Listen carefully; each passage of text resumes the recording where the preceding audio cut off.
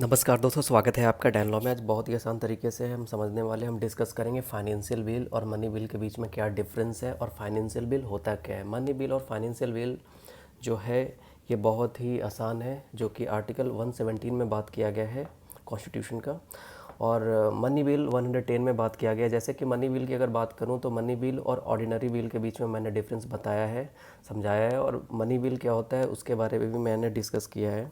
उसका link description में मिल जाएगा। हालांकि एक बार और मनी बिल के बारे में डिस्कस कर लेते हैं। अगर आर्टिकल 110 की बात करें तो आर्टिकल 110 मनी बिल के बारे में बात करता है, और मनी बिल जो कि सर्टिफाइड किया जाता है स्पीकर ऑफ लोकसभा के द्वारा, और ये लोकसभा में ही इंट्रोड्यूस किया जाता है। और अगर बात करें इसका जो प्रोविज़न दो दिया गया है, ये क्लॉज ए से लेकर आप जो एफ तक जब देखोगे इसका, और जी तक जो भी दिया हुआ है, तो उसमें बताया गया है कि क्या होता है। जैसे कि इसको समझने के लिए कंसोलिडेटेड फंड ऑफ इंडिया को भी समझना है। जैसे कि अगर कोई भी इम्पोजिशन या फिर कोई एवोल्यूशन, रेमिशन, ऑल्ट्रेशन या रेगुलेशन हो रहा है टैक्सेस में, यानी टैक्स को बढ़ाना है, टैक्स को ख़त्म करना है, टैक्स को घटाना है, या उसमें कुछ चेंजेस करना है, समझ गए। ये सारी प्रोविज़न मनी बिल से रिलेटेड है। इसका 110 का जो है ये इसका सब क्लॉज ए में ये चीज़ें बताई गई है, मतलब क्लॉज 1 का सब क्लॉज ए में ये सारी चीज़ें बताई गई है। और अगर बात करें इसका क्लॉज बी का, जैसे कि कोई भी मनी बोरो कर रहे हैं या गारंटी कर रहे हैं by the government of India के द्वारा, ऐसा है, उसका रेगुलेशन से रिलेटेड कोई भी बिल पास किया जाता है तो वो भी मनी बिल के अंदर ही आता है। या फिर कोई कस्टडी है कंसोलिडेटेड फंड ऑफ इंडिया से। कंसोलिडेटेड फंड ऑफ इंडिया की अगर बात करें, जैसे कि कंसोलिडेटेड फंड ऑफ इंडिया क्या होता है, वो एक बहुत ही इम्पॉर्टेंट अकाउंट्स होता है गवर्नमेंट ऑफ इंडिया का। और इसमें क्या है कि ये सारे फंड में एक तरीके से जितने भी डायरेक्ट हो या इनडायरेक्ट टैक्सेस हो, समझ गए। कंसोलिडेटेड फंड ऑफ इंडिया में क्या होता है, इसमें जितने भी डायरेक्ट या इनडायरेक्ट टैक्सेस हो वो सारे आते हैं। इंटरेस्ट हो, यानी कोई लोन्स को रिटर्न किया गया है, या फिर कोई इंटरेस्ट ऑन लोन है, लोन्स पे कोई इंटरेस्ट है, तो वो सारे चीज़ें उसमें कंसोलिडेटेड फंड ऑफ इंडिया में आता है। और ये आर्टिकल जो कॉन्स्टिट्यूशन का 226 क्लॉज 1 इसको पढ़िएगा, उसमें बताया गया है कंसोलिडेटेड फंड ऑफ इंडिया। और गवर्नमेंट इसके लिए पार्लियामेंट्री अप्रूवल गवर्नमेंट को चाहिए। अगर वो कंसोलिडेटेड फंड ऑफ इंडिया से पैसे विड्रॉ करती है तो ये सारे प्रोविजंस हालांकि इसमें दिया गया है। अगर बात करें कंसोलिडेटेड फंड ऑफ इंडिया की, इसमें से कुछ मनी निकाल कर अप्रोप्रिएट भी किया जाता है, यानी मिनिस्ट्रीज को दिया जाता है, अलग अलग विभाग को, तो इसके लिए भी पार्लियामेंट्री अप्रूवल चाहिए। तो ये सारा बिल जो पास होता है ये सारा मनी बिल के अंदर ही आएगा।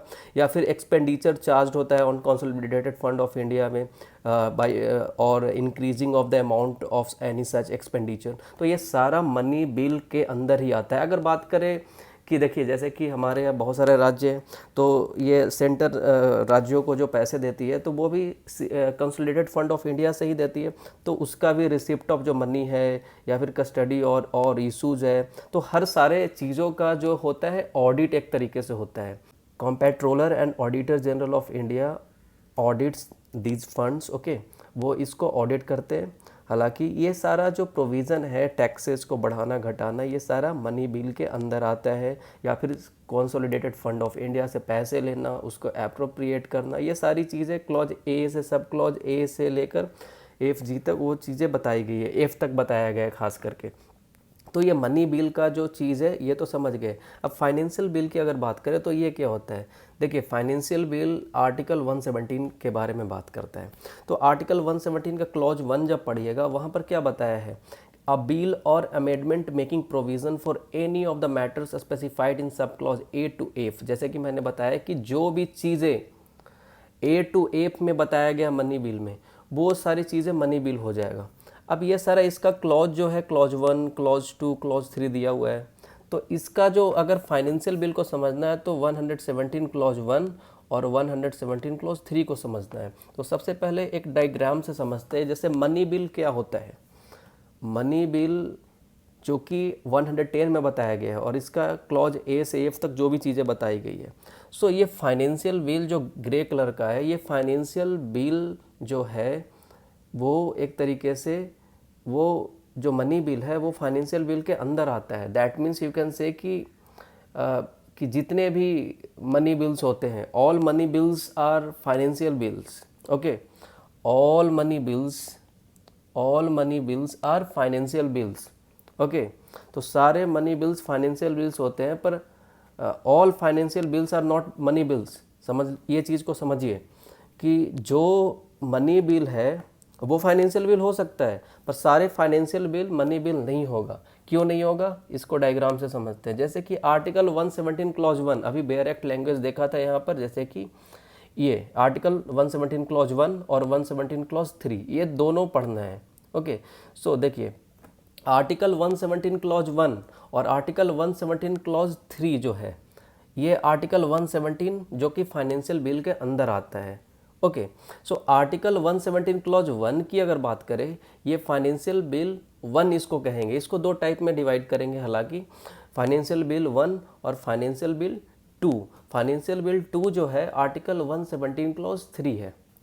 ओके, सो फाइनेंशियल बिल 1 क्या होता है, फाइनेंशियल बिल 2 क्या होता है। तो देखिए फाइनेंशियल बिल 1 जो है वो डील करता है अदर मैटर्स, जनरल लेजिस्लेशन को भी डील करता है और कुछ ऐसे मैटर को भी डील करता है जो कि आर्टिकल 110, कुछ ही नहीं, यानी कि आर्टिकल 110 में जो मनी बिल दिया हुआ है और सब क्लॉज ए से लेकर एफ तक जो चीज़ें मनी बिल के जो प्रोविजंस हैं कि कौन कौन बिल मनी बिल होगा, हालांकि ये सारी चीज़ें जो है वो फाइनेंशियल बिल टाइप 1 में आएगा। ओके, और ये जो टाइप 1 का फाइनेंशियल बिल होता है वो टाइप 2 का फाइनेंशियल बिल से अलग है, क्योंकि टाइप 2 की फाइनेंशियल बिल की अगर बात करें तो वो इसलिए अलग है क्योंकि टाइप 2 का जो फाइनेंशियल बिल होता है वो किसी और चीज़ के बारे में बात करता है। ये बात करता है बेसिकली, टाइप 2 का जो फाइनेंशियल बिल है ये डील्स करता है provisions on expenditure from the consolidated fund of India, but it does not include article 110। Okay, ये आर्टिकल 110 को इंक्लूड नहीं करता है। तो ये समझेंगे कि आर्टिकल 117 क्लॉज 1 और आर्टिकल 117 क्लॉज 3 के बीच में क्या रिलेशन है और ये डिफरेंस क्या है। देखिए यहाँ पे डिफरेंस जो समझना है ना मनी बिल और फाइनेंशियल बिल के बीच में, तो मनी बिल बिल्कुल अलग हो जाता है आर्टिकल 117 क्लॉज 3 से, लेकिन यहीं पे कॉन्ट्राडिक्टरी है। जैसे अगर बात करें आर्टिकल 117 क्लॉज 1 का, तो आर्टिकल 117 क्लॉज 1 जो बात करता है वो बेसिकली फाइनेंशियल बिल 1 है, और ये टाइप 1 जो फाइनेंशियल बिल है वो मनी बिल है। जैसे कि मैंने बताया ना कि ये जो फाइनेंशियल बिल है, फाइनेंशियल बिल के अंदर मनी बिल आता है, लेकिन money bill, all money bills are financial bill but all financial bills are not money bills. Remember, all financial bills money bills नहीं होते हैं। तो इसको इस तरीके से समझा जा सकता है कि जो टाइप 1 है और ये जो टाइप 2 है, ये दोनों में डिफरेंस है। और इन दोनों में ही नहीं, ये दोनों तो कहीं ना कहीं एक जैसे है, लेकिन मनी बिल और फाइनेंशियल बिल के बीच में भी डिफरेंस कुछ है। चलिए अब मनी बिल और फाइनेंशियल बिल के बीच में क्या डिफरेंस है, सबसे पहले ये जानते हैं। अगर मनी बिल की बात करें, as you know money bill क्या है, मनी बिल को इंट्रोड्यूस किया जाता है। So to introduce this bill recommendation of president is required, as you know कि अगर मनी बिल को इंट्रोड्यूस करना है पार्लियामेंट में, हालांकि तो यहाँ पर क्या है कि यहाँ पे प्रेसिडेंट का रिकमेंडेशन ज़रूरी है। फर्स्ट डिफरेंस ये यहाँ पर जानना जरूरी है कि मनी बिल को अगर पार्लियामेंट में लाया जा रहा है तो यहाँ पे प्रेसिडेंट का रिकमेंडेशन ज़रूरी है। और अगर फाइनेंशियल बिल 1 की बात करें, जो कि 117 क्लॉज 1 बात करता है, तो इसमें क्या है, to introduce this bill the recommendation of the president is required. जैसे कि मैंने बताया कि 117 क्लॉज 1 में है कि ये ए से एफ तक जो सब क्लॉज है 110 का, क्लॉज 1 का, वो सारी चीज़ें बात करता है। इसीलिए ये भी एक तरीके से मनी बिल की तरह ही होता है। और यहाँ पे प्रेसिडेंट का रिकमेंडेशन यहाँ पे भी ज़रूरी होता है। इस बिल को भी अगर इंट्रोड्यूस करना है पार्लियामेंट में, यानी तो इसमें रिकमेंडेशन प्रेसिडेंट का होगा। और जैसे कि बात है कि ये केवल इंट्रोड्यूस किया जाता है लोकसभा में ही, तो अगर फाइनेंशियल बिल को मनी बिल की तरह ट्रीट किया जा रहा है अकॉर्डिंग टू 107 क्लॉज 1 के तरह, जो कि एक बात करता है कि मनी बिल होगा financial bill. Okay, so all money bill is financial bill, that's why article 117 clause 1 है। यहीं पर आर्टिकल 117 क्लॉज 2 की बात करें, सॉरी 3 की बात करें, जो टाइप 2 फाइनेंशियल बिल होता है, ये अलग होता है मनी बिल से। और यही मेन डिफरेंस है यहाँ पर कि अगर इस बिल को इंट्रोड्यूस करना है ना फाइनेंशियल बिल 2 को, तो यहाँ पर recommendation of president is not required. Okay, recommendation of president is not required in this case. यहाँ पे प्रेसिडेंट का रिकमेंडेशन नहीं ज़रूरी है। ओके, धीरे धीरे करके ऐसे ही समझिएगा।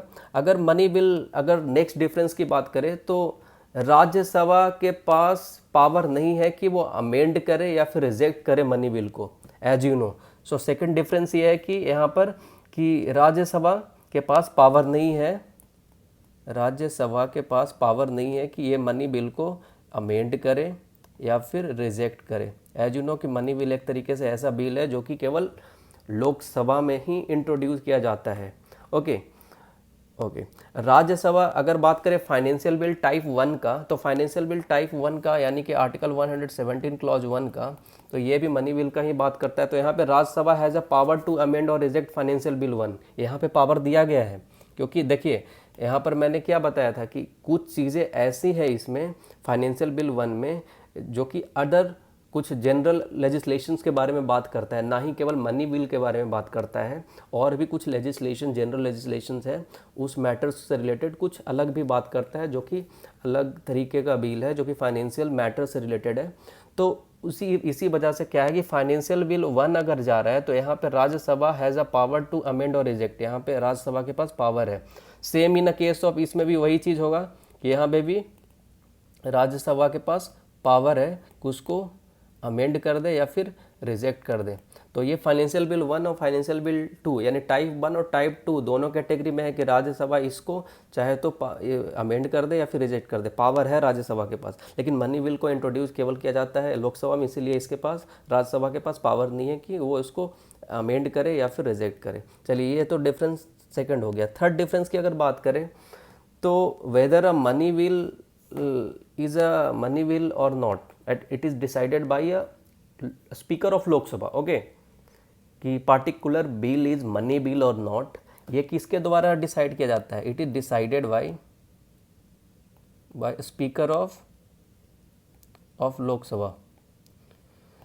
मनी बिल है या नहीं है ये लोकसभा के जो स्पीकर होंगे वो डिसाइड करेंगे। That means house of the people है, उसका जो चेयरमैन है, जो कि प्रिसाइडिंग ऑफिसर एक तरीके से लोकसभा होते हैं, सॉरी लोकसभा नहीं, मतलब प्रिसाइडिंग ऑफिसर लोकसभा के यानी कि कौन होते हैं? स्पीकर ऑफ लोकसभा होते हैं। ओके खैर, मनी बिल की अगर बात करें तो इसको एक तरीके से क्या किया जाता है, इसको ये जो डिसाइड किया जाता है स्पीकर ऑफ लोकसभा डिसाइड करते हैं कि मनी बिल है या नहीं है। लेकिन अगर फाइनेंशियल बिल टाइप 1 की अगर बात करें तो यहाँ पर बात किया गया है कि फाइनेंशियल बिल टाइप 1 जो है ये basically there is this bill does not require any kind of approval from the speaker to classify it as a financial bill. Okay, financial bill के केस में टाइप 1 हो यानी क्लॉज 1 की बात करें, या टाइप 2 हो, फाइनेंशियल बिल टाइप 1 और टाइप 2 दोनों केस में क्या है कि यहाँ पे किसी तरीके का कोई अप्रूवल नहीं चाहिए, no approval required by the speaker of Lok Sabha या फिर चेयरमैन ऑफ राज्यसभा। यहाँ पे कोई अप्रूवल नहीं चाहिए। लेकिन मनी बिल के केस में अप्रूवल होता है क्योंकि वो लोकसभा के स्पीकर डिसाइड करते हैं कि ये मनी बिल है या नहीं है। खैर, come to the next difference. अगर नेक्स्ट डिफरेंस की बात किया जाए तो यहाँ पर क्या है कि recommendation of the president of India is needed to introduce money bill. Okay, recommendation of the president of India is needed to introduce money bill. यहाँ पे रिकमेंडेशन जरूरी है, रिकमेंडेशन ऑफ प्रेसिडेंट यानी राष्ट्रपति का रिकमेंडेशन बहुत ज़रूरी है मनी बिल को इंट्रोड्यूस करना है तो। लेकिन अगर फाइनेंशियल बिल टाइप 1 की बात करें तो फाइनेंशियल बिल टाइप 1 की अगर बात करेंगे तो इस टाइप 1 में क्या है कि यहाँ पे भी रिकमेंडेशन है, क्योंकि ये भी कुछ चीज़ें ऐसी है जो कि मनी बिल के बारे में बात करता है। तो यहाँ पर अगर ऐसे फाइनेंशियल बिल है जो कि मनी बिल से रिलेटेड प्रोविजंस को एक तरीके से लाता है और ऐसे बिल आ रहा है जो कि फाइनेंशियल बिल है टाइप 1 है पर वो मनी बिल की कुछ चीज़ें लेता है, तो ऐसे केस में क्या है कि यहाँ पे भी रिकमेंडेशन प्रेसिडेंट का ज़रूरी है। लेकिन फाइनेंशियल बिल टाइप 2 की यहाँ पर बात करें तो फाइनेंशियल बिल टाइप 2 की बात करें तो इस केस में क्या है, there is no recommendation needed to introduce financial bill type 2 sorry, no recommendation of the president, no recommendation of president is required here in this case. Okay, come to the next. अगर बात किया जाए तो बात किया जाए जैसे कि money bill can be introduce इन लोकसभा, जैसे जानते ही हैं लोकसभा में इसको इंट्रोड्यूस किया जाता है। Okay, financial bill can be introduce only in Lok Sabha. Okay, अब यहाँ पे इसको भी लोकसभा में ही इंट्रोड्यूस करते हैं, जो फाइनेंशियल बिल टाइप 117 क्लॉज 1 पढ़िएगा तो इसमें जैसे मैंने बताया कि आर्टिकल 110 का क्लॉज 1 का A to F जो प्रोविज़न है वो भी इसमें आता है। दैट्स वाई इसको भी केवल लोकसभा में इंट्रोड्यूस किया जाता है। लेकिन फाइनेंशियल बिल टाइप 2 की अगर बात करें, फाइनेंशियल बिल टाइप 2 की बात करें तो यहाँ पर फाइनेंशियल बिल टाइप 2 में क्या है, financial bill type 2 can introduce in Lok Sabha as well as Rajya Sabha because it is treated like a ordinary bill. That's why इसको इंट्रोड्यूस करेंगे चाहे तो लोकसभा में, इधर लोकसभा और Rajya Sabha. You can say that it can be introduce इधर इन लोकसभा और राज्यसभा, दोनों में से, यानी हाउस ऑफ द पीपल और काउंसिल ऑफ स्टेट्स, दोनों में से कहीं भी इंट्रोड्यूस किया जा सकता है। खैर नेक्स्ट आते हैं। अगर नेक्स्ट डिफरेंस की बात करें मनी बिल और फाइनेंशियल बिल के बीच में, तो to resolve the deadlock on the money bill, जैसे कि पता है कि मनी बिल का डेडलॉक होता है कि नहीं होता है, as you can say to resolve the deadlock on money bill there is no provision for a joint sitting of the Lok Sabha and Rajya Sabha. Okay, अब जैसे यहाँ पे डेडलॉक क्या होता है मनी बिल के केस में, 14 डेज होता है, राज्यसभा को टाइम पीरियड मिलता है। हालांकि इसको तो इंट्रोड्यूस केवल किया जाता है लोकसभा में ही। तो यहाँ पे क्या है कि किसी तरीके का ज्वाइंट सिटिंग नहीं होता है, ज्वाइंट सिटिंग नहीं होता है। मनी बिल अगर मनी बिल का मैटर है और मनी बिल अगर पार्लियामेंट में लाया गया है, लोकसभा में इंट्रोड्यूस किया गया है और उसके बाद अगर ले जाया गया उसको राज्यसभा में गया, तो वो 14 डेज का टाइम पीरियड होता है, वो डेडलॉक करके रखे 14 डेज, उसके बाद ऑटोमेटिकली वो पास ही मान लिया जाता है। ओके, बिकॉज ये केवल इंट्रोड्यूस ही होता है लोकसभा में। स्पीकर, लोकसभा के स्पीकर डिसाइड करते हैं कि ये मनी बिल है या नहीं है, डिसाइड होने के बाद, और प्रायर अप्रूवल तो मिला हुआ रहता ही है प्रेसिडेंट से। तो जैसे कि पता है कि इसका डेडलॉक क्या है, इसमें ज्वाइंट सिटिंग की ज़रूरत ही नहीं होती है। ओके, एक आसान तरीके से समझे, भाषा में समझे तो इसमें ज्वाइंट सिटिंग की क्यों ज़रूरत पड़ेगी, इसको तो केवल लोकसभा में इंट्रोड्यूस किया जाता है, जाहिर सी बात है।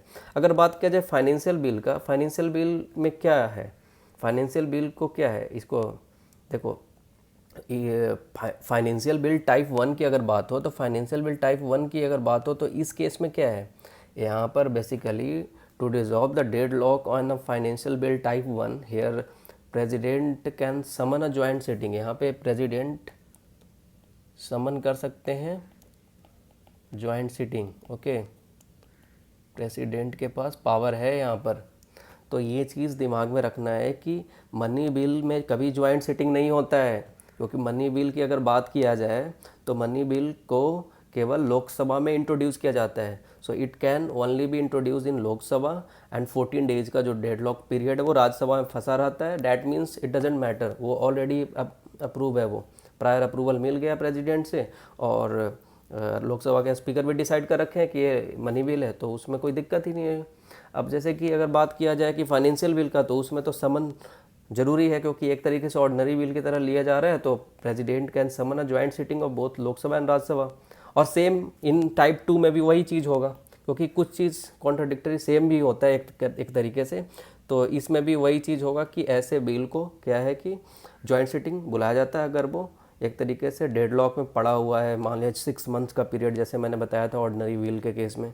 ओके, तो उसके लिए फिर ज्वाइंट सिटिंग बुलाया जाता है। हालांकि चलिए नेक्स्ट डिफरेंस पे आते हैं, जल्दी जल्दी समझना है।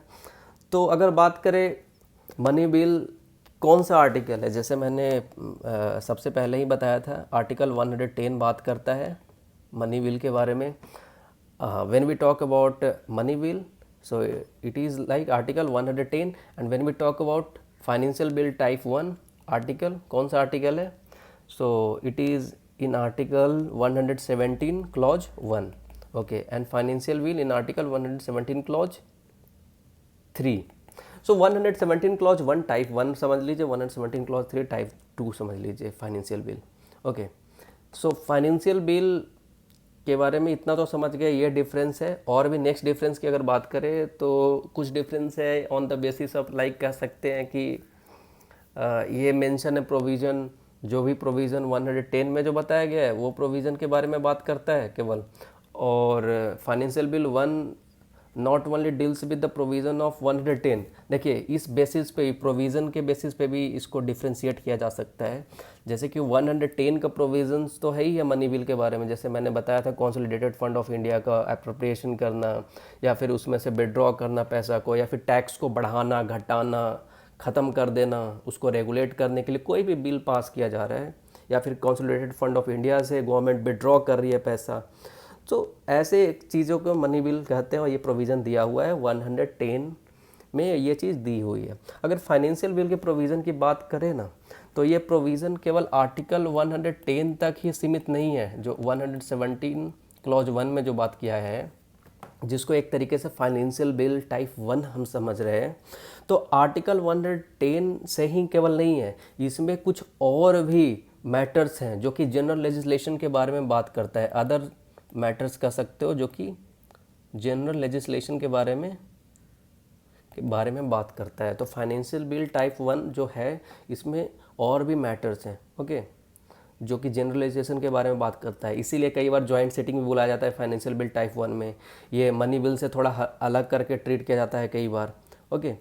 और फाइनेंशियल बिल टाइप 2 भी है, ये भी प्रोविजंस की कौन सारे प्रोविजंस पे डील करता है, यानी कि financial bill deals with provisions on expenditure from consolidated fund of India but not include article 110, okay, कि जो भी एक्सपेंडिचर हो रहा है कंसोलिडेटेड फंड ऑफ इंडिया से, उस प्रोविज़न को डील करता है, यानी कि financial bill deals with the provisions on expenditure from the consolidated fund of India, but ये इंक्लूड नहीं करता है article 110, that's why it is distinct, okay, इसीलिए ये अलग है, that's why it is different than article 110 and article 117 clause 3, okay, there is a difference between article 110 and article 117 clause 3, okay। article 171 clause 1 की अगर बात करें, वहाँ पे प्रोविज़न डाला गया है, पर कुछ जनरल भी रजिस्ट्रेशन का प्रोविज़न भी डाला गया है कि अदर मैटर्स को भी डील करेगा, ना कि केवल आर्टिकल 110 को ही डील करेगा।